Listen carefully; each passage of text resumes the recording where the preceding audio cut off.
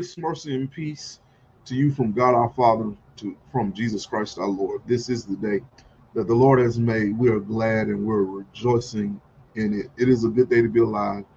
It is a good day to be in Formation Saturday with each and every one of you.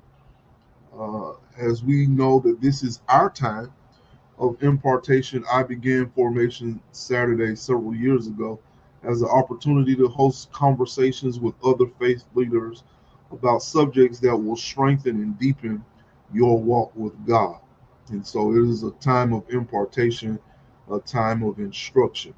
And so I am grateful to God for the opportunity to spend this hour with you on Saturday, the third Saturday of the month of June. Now, I am on my way home. I'm on my way home. I've been away in Florida preaching this week, and I am grateful to God for the Progressive Baptist District Association uh, in West Florida for hosting me this week during their Congress of Christian Education. I was pleased and privileged to preach for them. And now I'm on my way home because I'm going to be in church in the morning. Uh, but I am grateful to be able to bring to you a continuation in our conversation about financial management. I've been saying to our church for the last several months that I want every single member to be a tither. Every single member to be a tither. And if you are tithing, I want you to be a giver. And if you are tithing and giving, then I want you to also be a uh, burden bearer, taking part in the burden bearing initiative, which is the $28 pledge that we give to our church on a month by month basis. And if you're giving your tithe, if you're giving your offering, if you're doing burden bearing initiative, I often just add on that you should consider being a blessing to your pastor, for Galatians 6:6 does say that the one who is taught in the word should communicate with the one who teaches in all good things. First Corinthians says that if I have sown to you my spiritual things, you should sow to me your carnal things. And so we've been talking about finances, and I've been calling on our church to be more faithful in their giving. And I understand that giving to the church is a byproduct of how you're managing your money away from the church. And so we've had 2 months of Formation Saturday that has been focused on your finances. Last month, I re-aired a lesson that I taught from 1 Corinthians chapter 16 about having a financial system.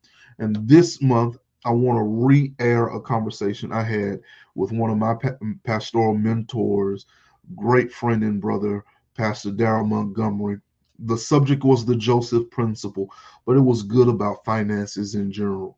And so I want to share that with you on this morning, to hear from the guy that taught me about budgeting and stewarding and saving. I want you to hear from him how you can take some of the same principles that I've tried to teach you, that I've tried to live out in my own experience. We'll hear from him as he teaches that in another Formation Saturday setting. So let's go into this session with Pastor Darold Montgomery talking about the Joseph Principle and other financial tips that will help you in your personal financial management. What I'm going to be talking about, what we're going to be talking about today, was taught to me by Pastor Munn. I have a book on my shelf from a series he did. Man. The first time you did Survival Surplus was like 15? It was, let's see. It was in the old building, so it had to be past 12. It had to be somewhere around 14, 15 years ago. Yeah. When I started doing that. Yeah, he did a series called Survival to Surplus. Cassette tapes, okay? Cassette tapes. The case was green. I'm resisting the urge. It's probably behind me in his bookshelf. The case was white and green, about 9 sessions. and he put a workbook together Mm-hmm. on moving from survival to surplus. This was my introduction to finance. This is where I learned about budgeting. This is where I learned the difference between a credit card, a debit card. This is where I was introduced to the B word, the word budget. Mm-hmm. You know, all, just about everything I know about finances, I learned from Pastor Munn. And he taught me a principle that we want to spend some time with on today. Mm-hmm. He taught me a principle. And so our conversation today is going to be on the Joseph principle. It's the Joseph principle. Mm-hmm. And so I want to read a couple of scriptures, and then me and Pastor Munn, we're just going to talk around this. Foundational is Proverbs 3. Mm-hmm.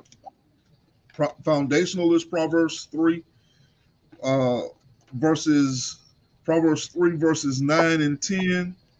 Mm-hmm. I'm gonna read from the New Living Translation today because again, this is about being practical. This is all about putting it in your lap, putting the cookies on the bottom shelf so you can get it. Mm-hmm. Proverbs 3 verse 9 and 10 from the New Living. Honor the Lord with your wealth and with the best part of everything you produce. Now, the King James is going to tell us that it's the first fruits Mm-hmm. of all our increase. Yeah. Yeah.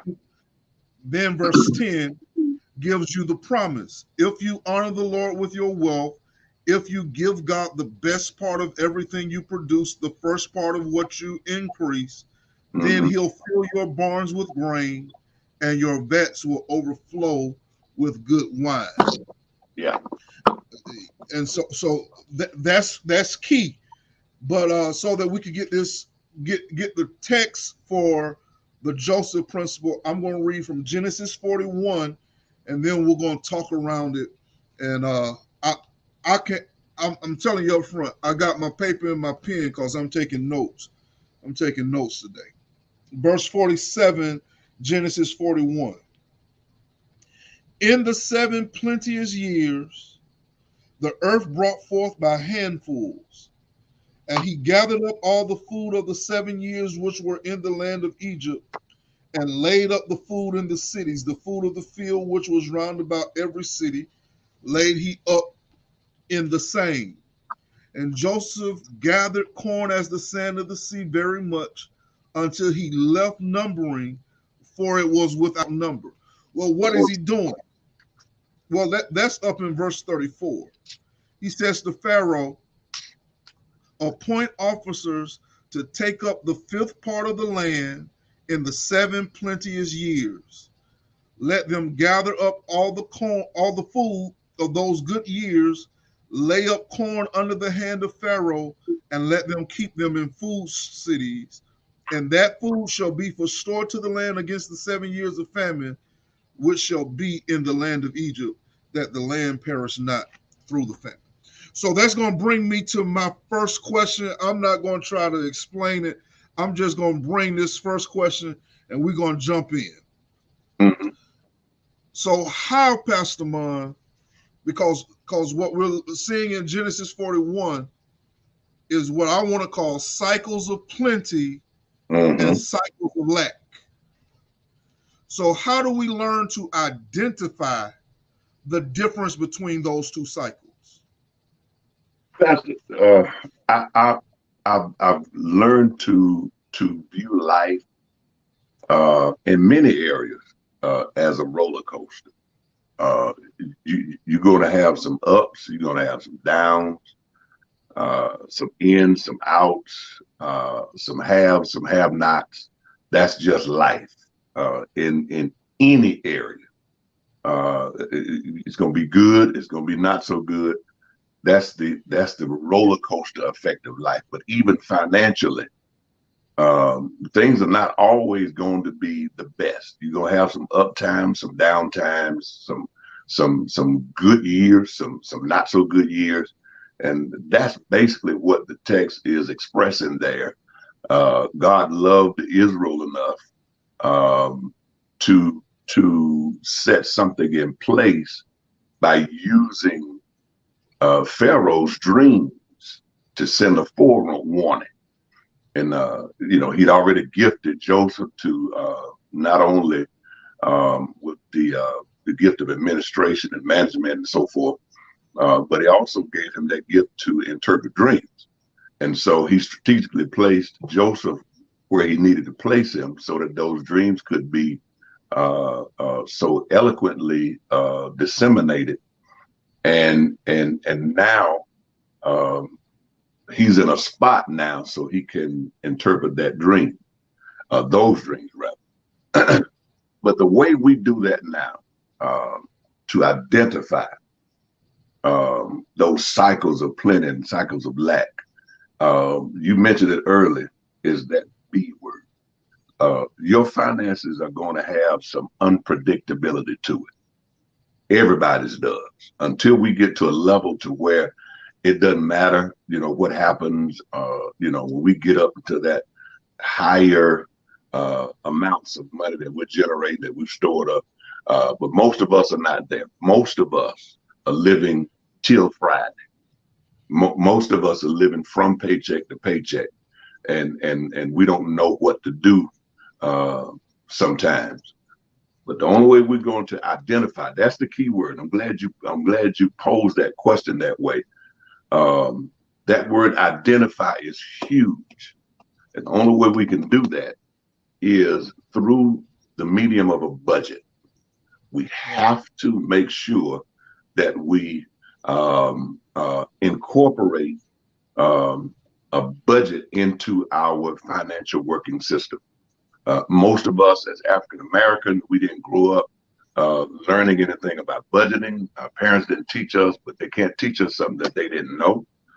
They just kind of made it. They just kind of got by the best they could. But I'm pretty sure that we have people that's going to be watching us, that's watching us now, that are in a position to where they're tired of just getting by. They're tired of the roller coaster effect of money. They're tired of not having enough, and it starts right there. And you got to identify it through a budget. Your budget is key. Yes, it because one of the things, this was the exercise he gave us when I first heard him teach this. Mm-hmm. He said, get you a small notepad that you can keep in your pocket. Right. And every time you spend money, right, write it down. Write it down. He said, every time you spend money, write it down, because you have to discover where your money is going. Where it's going. That's it. And so if you are not committed to putting it on paper, spend it on paper before you spend it on paper. That's right. That's right. And so another principle he taught us was you do your budget at the beginning of the month, and then you review your budget at the end of the month. Right. That's right. Why are we pushing this so? Because if we don't take this step, we won't be able to identify, well, hey, in the months of March, April, and May, I'm going to have an uptick in finances. Right. In the months of October, November, December, I'm going to have a downtick in. Right. So I have to start paying attention to my cycles of increase, my cycles of decrease, so I can prepare. That's what all this is about. Yes, it is. All of this is about being prepared for when you are down, so that you're able to take care of your responsibilities. Now, so I want to throw one thing in here, because all of the listeners, those that are watching, and I'm pretty sure if you have not already taught it, you're going to teach this. Those three phases of giving, because giving is huge in it. It's huge in it. You got to give to God. You got to give to yourself. You got to give to your future. for the believer, you got to give to God. And you'll go more into detail when you get into that teaching. You got to give to yourself. That's what we're talking about here. We're going to disseminate that. We're going to explain that, chew it up so you can have it. But then you got to give to your future. Those three areas for the believer, we have to get down. We got to get those things down if we're going to be financially better off, let's say. Okay. And so those things have to be done. I want to throw that in. Absolutely. Absolutely. And we're going to come back to this in just a moment, because this is literally he's already let the cat out of the bag. This is literally what this principle is all about. Man. I won't give to God. Right. I got to take care of myself. Right. But I got to have my eye on the future. I got to do something to get myself ready. So since we've already let it out the bag, let's go to this second question. Okay. So what exactly is the Joseph principle? Okay. And I kind of put something together, and I'm gonna set it to the side here, and we're gonna talk about it. All right. Now, I want to reiterate that scripture. Just pull out a couple of things that you said in Genesis 41, verses 34 and 35. Let Pharaoh do this. Let him appoint officers over the land. Take up a fifth part. That's huge. Take up a fifth part, which is 20%. Okay. 20% of the land of Egypt for 7 plenteous years. And let them gather the food of those good years that come to lay up corn under the hand of Pharaoh, and let them keep food in the cities. Scripture goes on to say you want to do this to be laid up against. That word against in that text is huge. The laying up of the fifth part is against what's coming, because there are going to be some lean years. God sent good before he sent lean. He sent fat.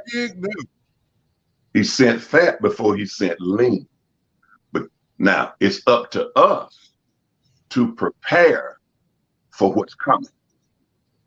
That's what this principle is all about. The Joseph principle is all about, and I think you just said it, Pastor, is to lay up something, to prepare ourselves, to get something in place to counteract what's coming. Now, we can't do anything about what's coming, but we can do what we can, or do something about how we survive it, or get through it, or prosper through it, be fruitful through it, so that everything can remain as it is as we continue to build for the future. Absolutely. So I'm gonna bring this graphic up based off of what we said. Right. We're gonna bring the three gives up. Give to God. Give to God. We know that when we tithe, that's 10%. Right. Pastor just told us that Joseph's word was set to the side, a fifth part, which is 20%. Right. This is to your future. Right. This is for your future. So right. You save wisely. Right. And then you take the remaining 70%, give to yourself. This is your living expenses and what you need to survive day by day. The Joseph principle says that you can reduce your lifestyle to 70% of your income and save 20% of your income. Give to God 10% of your income, and it'll change your life. Yes, it will. It'll change your financial life. Yes, it will. Pastor, I was for a good number of years generating quite a bit of money. I mean, my wife and I we generated quite a bit of money. This is what really prompted this all those years ago. But at the end of the year, I didn't have anything to show for it. I said, now how can I generate this amount of money? And at the end of the year, I didn't have much to show for it. And I started doing something. I started to say, I gotta make a change. I gotta do something differently. Because if you don't do anything different, you won't get anything different. So I had to change my system, I had to change my strategy. I started identifying where all this money was going. Because that analysis is imperative for future growth. And so once I started identifying it, I was able to start saving, start putting money away. But at the same time, I never stopped. I never had a problem with tithe or offering a seed. None. I always gave to God. My dad really drove that into us growing up. But that 20% and managing that 70% was where the error was. And I think that's what most of us are now. If we can manage to make some wise decisions with that 70, while at the same time working that fifth part, that 20%, setting it aside. I call it my corner, put it over in the corner. And if we could do that, it would literally change your life. Year over year over year, I started seeing my finances get better and better and better and better because I started working this principle. And Maurice, you know, I mean, you've been knowing us for years now. You know where we are now. You know what God has blessed us with. I don't even want to get over into if it worked at my house. Let me take the same principle to God's house and what that has produced. And I mean, we talk about that later, but that same principle worked at God's house, and man, it has produced. I mean, you know, we talk, and so this is not something that we just telling you so we read and sound real good. No, this is fruit talk here. You know, so make sure that you guys are applying what we're saying. He won't say it, but I will. The building was nothing. Mm-hmm. I don't even think it had a roof when you bought it. It was the half of it was about gone. It looked like a bomb that went off in that building. Hurricane Ivy. Absolutely. Mm-hmm. And not only have they rebuilt, renovated, state of the art, they burned the mortgage this past year following this principle, which is why I want to give this to you, not just for you as an individual, but for us as a church, because God is not a respecter of person. He's a respecter of principle. I'm going to put that in for your notes. God is not a respecter of persons. He's a respecter of principle. Yes, he is. Yes, he is. If the principle works in Pensacola for LCE, the principle can work in Columbus for GB. Yes, it can. I'm convinced of that. Yes, it can. So since we have someone who's already practiced the principle, I got two questions. I'm gonna combine 3 and 4 together because they're so close. Mm-hmm. Number 3, why is this principle important to me? And we've already kind of touched on that. But then also, how do we implement the principle? Why is it important? Because I need to know I got to have my why. My why is going to govern my how. Right. And I want to know, how can we begin to implement? If we work this principle, Pastor, properly, consistently, and intentionally, it has the potential to alter your financial position and change your mind financially. If we work it consistently, properly, and intentionally, it has the potential to alter our financial position, but also it will change your mind.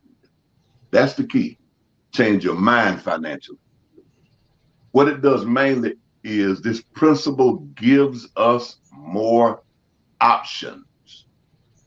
For those that are watching, make sure you take that note down, because when we as believers, particularly us as African Americans, and I keep bringing it up because we've been devoid of teaching in this particular area for years, and this type of teaching should start at home. And since we've been devoid of it, we've just been left with what's been passed down that we've gathered through osmosis, just kind of watching our parents, just watching people. And since their system wasn't as efficient as it could be, or as fruitful as it could be, we kind of adopted what we saw, because whatever we deem as right becomes normal to us.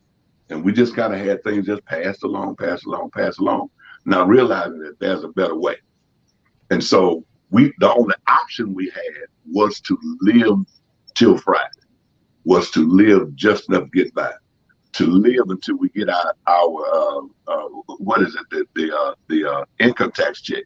We just lived until those days, to give us some areas of relief. You know, our income tax comes and it gives us some areas of relief.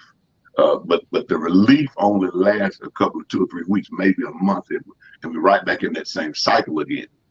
This principle gives us options, because if we work it right, we will begin to see things grow a little bit, which gives us some options. Let me throw a couple of things in already. I'm gonna show you some of the options that this particular principle will give, because if we make do some intentional saving,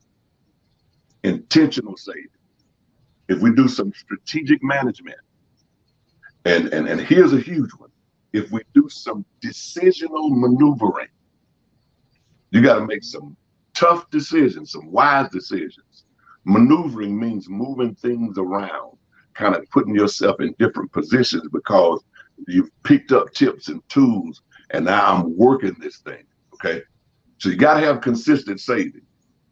But then I'm gonna give you a couple of tips that you can use. I think you alluded to it. I call it buy it before you buy it. Okay, let me give an example of what I'm talking about. If I'm going to buy a vehicle, and I don't know if I can afford it, I want a particular vehicle, I have to see if I can afford it before I go and sign the paper. Way you do that is you take a number of months. I'd say start with 6 months, and you buy it before you buy it. So you let your budget get acclimated to you already spending X amount of dollars. Let's say $400. You know, because these days you ain't gonna get a whole lot for, you know, somewhere between $300 or $400. So you take $400, and instead of you know, spending on something, you know you're gonna buy the car. You know you need the car. So you buy it before you buy it. You pull it out of your budget. You pull it out of your normal income coming in, and you stick that over in the corner. Stick it over in your bank account, so your budget can feel $400 leaving before it has to leave. You see what I'm saying? So you buy it before you buy it. So after 4 to 6 months, now I've adjusted everything to fit $400 leaving my budget. Now I know I can afford the car. You see what I'm saying? But here's what happened. Since I bought it before I bought it, I took the $400 for 4 to 6 months and put it over in the corner. Now I got 4 times 6, that's $2,400 sitting over in the corner. When I go to buy the car and they say I need a down payment, I don't have to freak out. I got it already. So actually I killed 2 birds with one decision. One strategic decision, I killed 2 birds. I discovered that I can't afford the car. My budget has acclimated or adjusted itself to fit the $400 leaving. And now I got my down payment already over there. Wow. See what I'm saying? So that's just one of those principles. Buy it before you buy it. Another one is save what you save. Okay. What do you mean by that? If you know you're going to buy something, if it's a high dollar item, a big ticket item, or whatever it is, you know you're going to buy it. You know you're going to spend that money. Once you start working your principle and you have money over in the corner, if for some reason you're blessed to find that item much less than what you were going to spend, now you go ahead and buy that at that much less, and the difference of what you were going to spend versus what you paid for, you stick that over in the corner.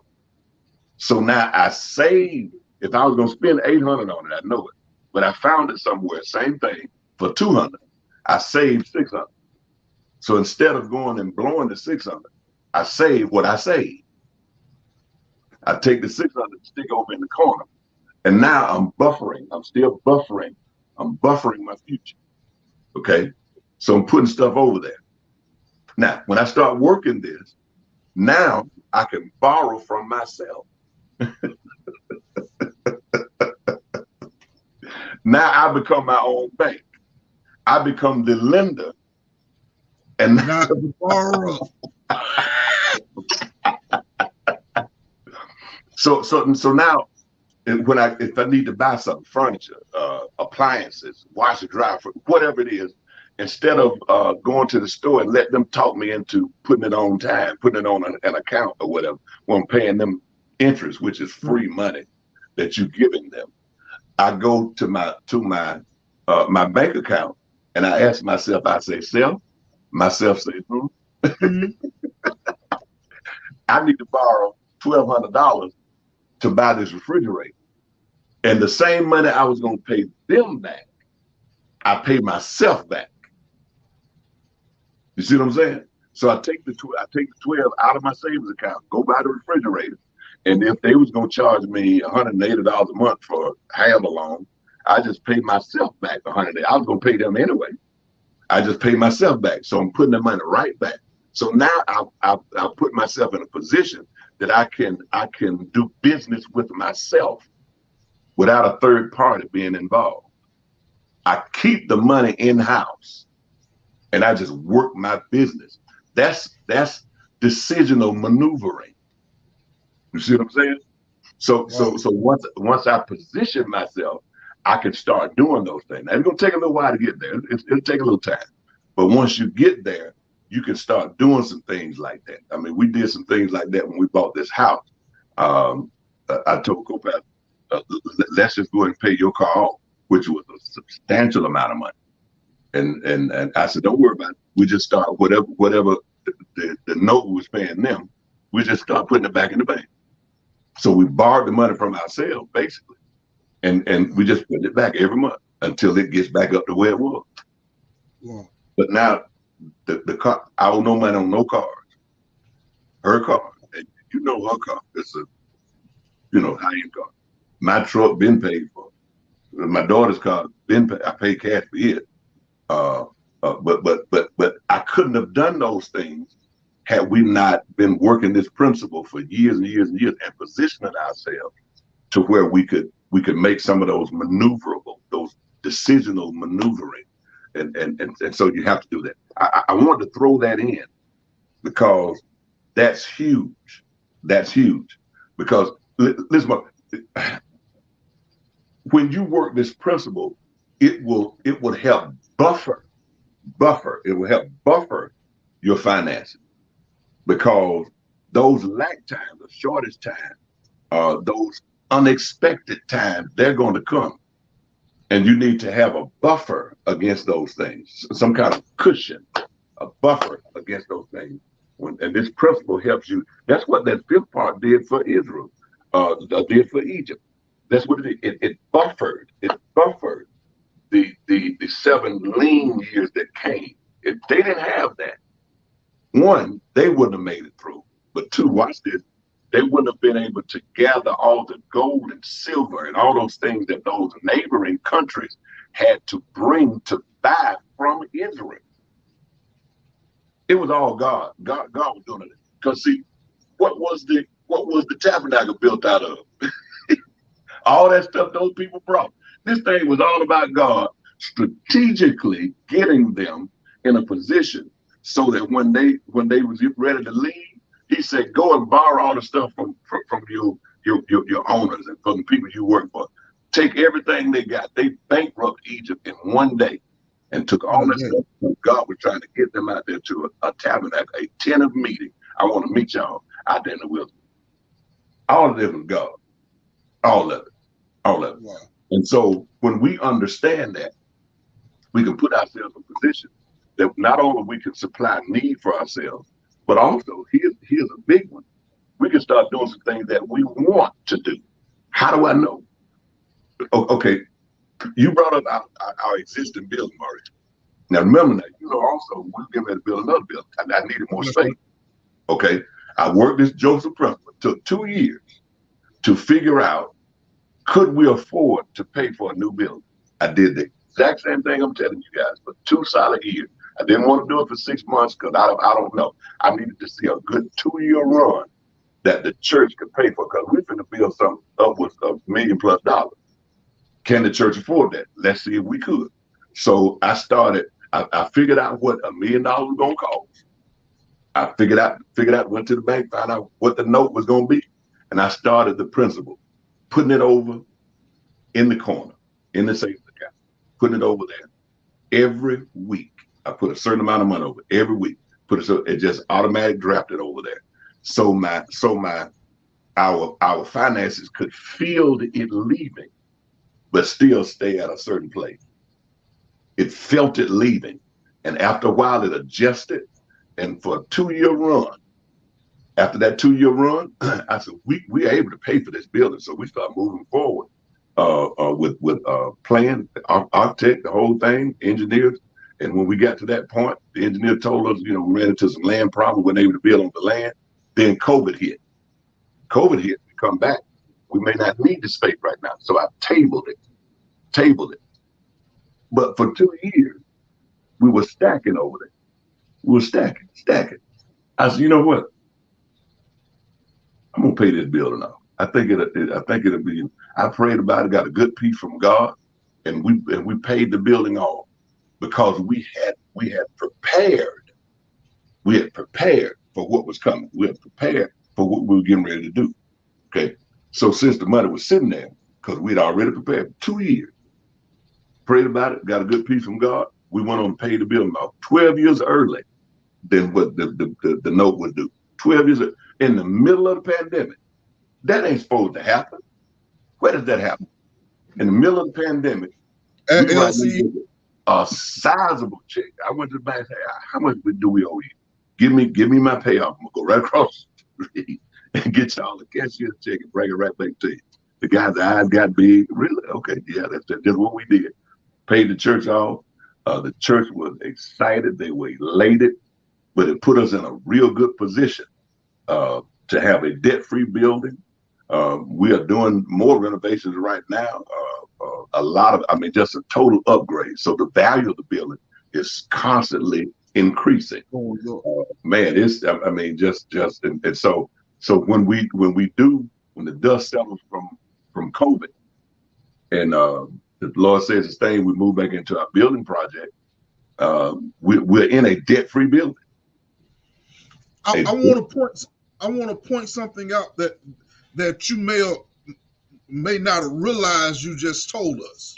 Okay. You applied this principle for one thing. Right.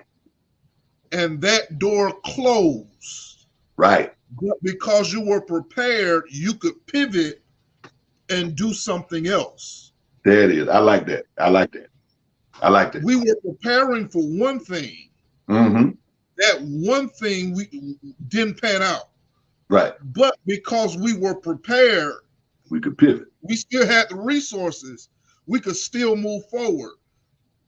Going back to what was said, the first thing you said about this, it gives you options. Options. My God. Gives you options. That's right. And so applying this doesn't mean I'm practicing this principle. Personal testimony. The First Lady and I have agreed, because we want our emergency fund, we want our rainy day fund to be able to finance 12 months of expenses easy. That's what the experts say. The experts say that. Make sure that rainy day fund can carry you from 9 to 12 months, just in case something But else won't happen. just in case something happens in the building of that, Right. because we've been preparing, we Right. still have options. Still got options. That's right. Man, that's and I often tell people, you know, we have pastor friends that, you know, they ask about this, and especially when they find out about how did you do it, I'm supposed to go and talk to a couple of guys whenever we can set the date, because they want to know this principle. How did you do that? How was the church able to do that? They're in similar situation, and I'm glad to go over and talk to them, but they want to know, because it gave us options, and that's a real good position to be in. It's a good feeling. Thank the Lord. Lord has blessed us. But for all of the listeners and the watchers, I wouldn't sneeze at this principle. I would really pay close attention to operate this at your house. And for the members of GB, follow your leadership as he leads you into this new era, new direction, because it has the ability, and I'm living proof of it. This ain't somebody Maurice got y'all. Excuse me, I call him Maurice. Pastor got y'all just somebody. This is living proof. This is not something we read. This is something we've done. It works. Trust me. And so when he begins to talk to you all about that, pay close attention, follow his leadership. And he said earlier, God is not a respective person. He's a respective principle. If it worked here, it'll work there. Trust me. It will work. And I'm excited to see what's going to come out of it. Now, Mark, let me get back to, you asked how do we implement it, this particular program. Quickly. First, you want to begin with the end in mind. So I got to know what I want to come out of this before I start implementing this. Okay. You want to do that written budget on purpose and on paper, where every dollar has an assignment and a mission. Now Dave Ramsey said something similar, almost just about the same thing. You got to find out where your money's going. You got to start doing that. In my little From Survival to Success series, I told everybody to do it the first 90 days. You need a good 90 days to sit down and do that budget. Pastor told you that we used to talk to him about every time you spend a dollar, every time you spend anywhere, write it down. I think you have an app that you found that Yes, you can be a little bit more efficient. Make sure you tell him about that app. You know, I'm old school. I like writing stuff down. We used to write it down. Every receipt, everything, because we got to know exactly where every dollar is going. Okay. John Maxwell said this. He said, a budget is telling your money what to do instead of wondering where it went. Oh.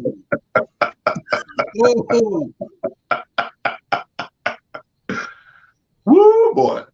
He says, a budget is telling your money what to do instead of wondering where it went.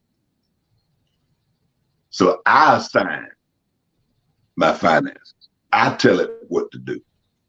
I'm in control of that. Okay. You want to do that.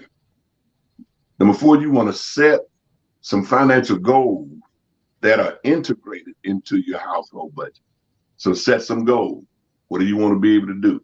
I'm big on immediate goals, short-term, mid-term, long-term goals. I think I talked to you about that one time, Martin, when we were talking, how you have to make sure that you can set some goals out there so that you can set some short-term goals. You got to prove it to yourself that you can do it before you set a long-term goal. Don't set big numbers out there just yet, but start with those numbers so you can prove to yourself. Do it in a year, and by the end of the year, I want to be able to save X amount of dollars. By the end of the year, I want to be able to save this amount of money. By the end of the year, now, over the next 6 months, I want to do this, so you can prove it to yourself. So it gives you reason, gives you evidence that you can prove to yourself that I can do this, instead of talking yourself out of it. Okay.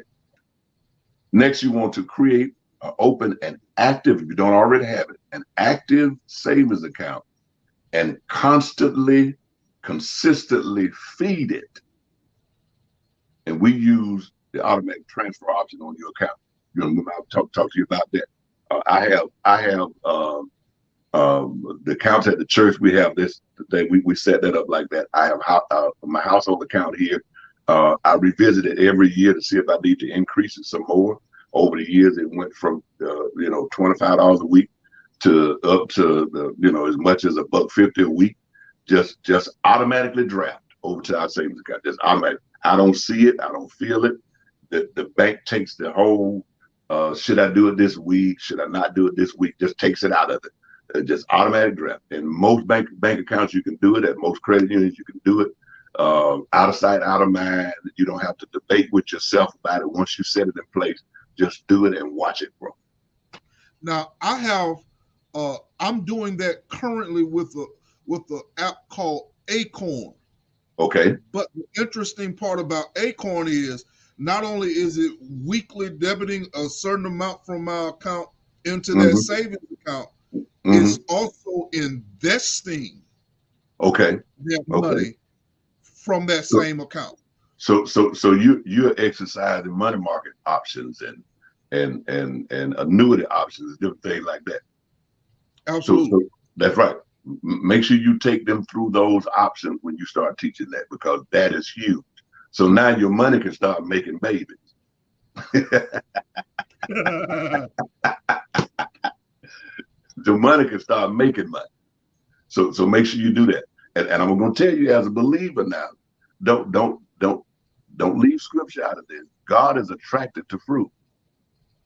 Remember those talents, the 5, the 2, and the 1.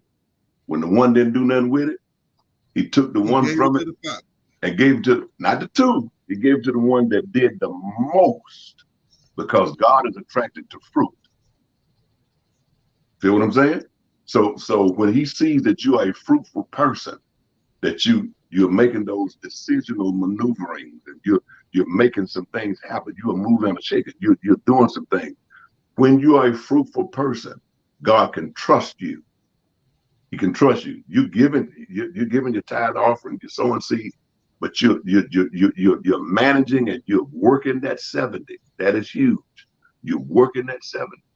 And God is attracted to someone that lives in the black and not someone that lives in the red. Okay? So make sure that you're doing that, and God's gonna bless you. All right. Let's see where I'm at.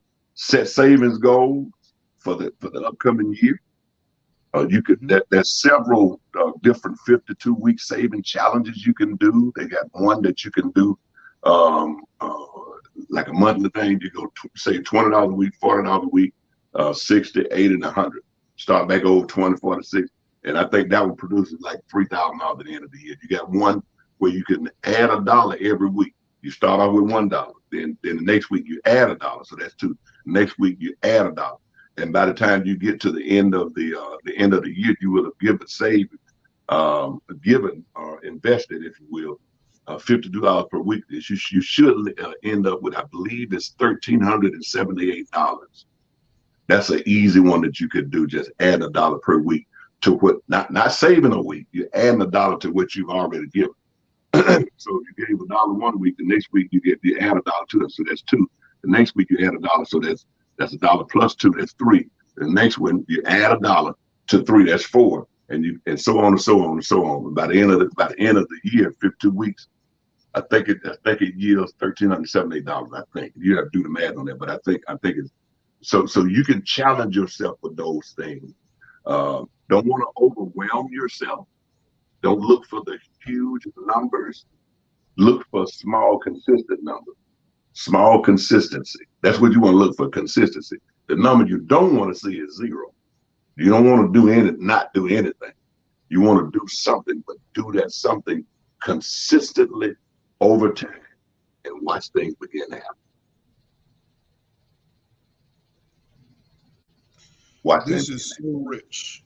This is look for small consistency over time. That is That is rich. Right. Now, we're coming up on our hour, but Mm-hmm. I got one more for you. Yeah. When we apply this principle, we've already talked about some whys, but but where can we set our expectation? What can we look for when we start applying this principle to our experience? Here's 6 things that you can look to get out of this, that you can expect to get out of it. The first one is financial repositioning. That's the first thing. Readjusting, repositioning yourself financially. What's going to come out of it? 2 is the big ta-da. It's financial gain. I'm gaining. I'm growing financially. Your savings and your position is growing financially. Out of that, 3, I get financial options. Okay. Now I'm not pigeonholed to this is the way it's gonna go. That further I can go. Okay. No, you got some options. Out of those options gives you financial stability. Now everything starts to stabilize. When I go to the grocery store now, I don't have to be as choosing what I can and can't get. If I want it, I get it because I'm stable now. I'm good. 5th is financial peace of mind. It That's gives a me big one. that's peace. I mean, man, Jesus Christ, financial peace of mind to be able to know that God has positioned me financially, that I don't have to worry so much when it comes to it. Now my prayer, I don't have to use my prayers for miracles to get my bills paid. My. Now I can use my prayer for something that's more him than it is me. Because he gives me he gives me the resource, but I got to manage those resources to handle that over there. I'd rather use my prayer for cancer, something I can't fix myself.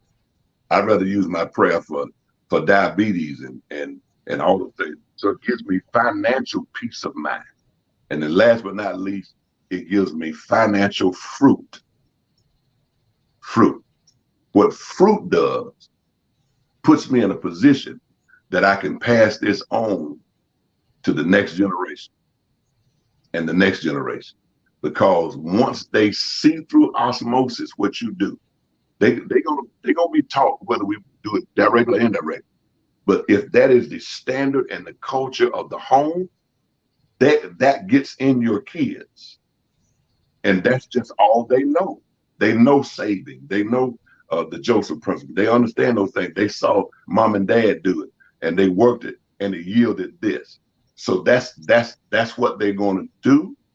That's what they're going to be attracted to. So listen, this Joseph principle has many tentacles. I mean, it's far-reaching.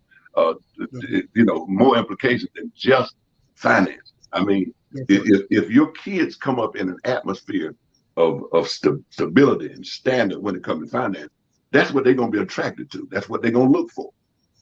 Okay, so for the ones that have daughters, you got a daughter coming.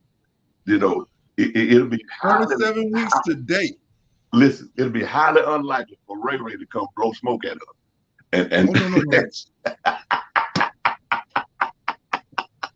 No. So now we got standards now that we can pass on from generation to generation. I mean, Maurice, we own a lot of homes. I got a rental business. We own quite a bit of property. I'm positioning myself to pass, what my dad passed to us, what I've generated myself, pass it on to my 2 daughters. And hopefully if they work the principle and sustain everything, they can pass it on to their kids. And now you got a snowball effect of what we call old money. Old money. And the other people been doing that for years. We hadn't had any options though. But if we position ourselves properly, we got options that we can jump into those things. We can do that. So that God can continue to bless us because he can trust us with his resources. Now, I'm coming back to the text. We've talked a lot of finance theory, but because you ended with financial fruit and talking about next generation, I just want to throw this out. Isn't it interesting in Genesis 41 that he gives the principle and then has 2 children, and then it talks about the success of the principle? Ain't that just interesting? Yes, it is, man. And see, the thing I like about God, and I think I said it earlier, God looks for people he can trust. Joseph was highly gifted in those 2 areas, highly gifted, but he was also a humble man. You know, so when God chooses to use, he chooses to use. He looks for people he can trust so that he can put, because with that concept of trust comes the ability to bear weight. So he can put heavy stuff on you. That's right. He put heavy stuff on you. GB, make sure y'all follow good leadership, because I think God can trust him with heavy stuff. And if God can trust him with heavy stuff, you should be able to trust him with heavy stuff too. Look at the decisions that he's made since he's been there. Look at the things that he's done since he's been there. That's fruit. Fruit. God is attracted to fruit. Joseph was a fruitful man. Everywhere they put him, whether it was in Potiphar's house, whether it was in prison, he bared fruit. God is attracted to fruit. All right. So follow leadership. Follow leadership. He's a Bible scholar. The thing I've appreciated about Pastor is he always asked and he always paid attention. Sometimes I was saying to myself, now why you ask me? You already know this stuff. He said, no, I want to make sure I ain't missing nothing. That's right. Go ahead. And see, the reason, and I want to take a personal privilege to say that the reason I continue to ask Pastor Munn questions, I call him to help talk me through decisions with you, GB, because this is something that you want to stick in your back pocket. Fruit gets stale. So we can't just look at old fruit. Right. We have to look at progressive fruit. Right. If that tree bore fruit one time and never bore fruit again, it's a good indication that that tree is no good.